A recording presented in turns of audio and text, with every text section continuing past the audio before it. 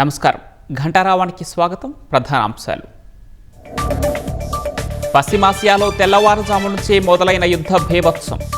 America Israel దాడుల్లో ఇరాన్లో 13 మంది మృతి.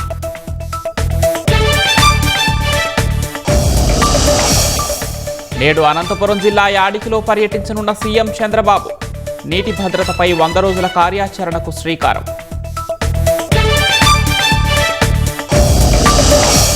విజయవాడ దుర్గమ్మ చెంతకు రాజధాని మహిళల పాదయాత్ర. అమరావతికి చట్టబద్ధత దక్కడంపై మొక్కులు.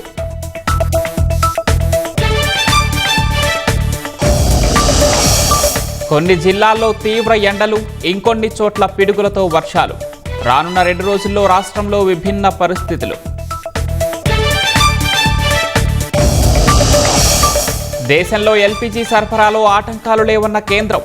5 కిలోల సిలిండర్ల అమ్మకాలు గణనీయంగా పెంచినట్లు వెల్లడి.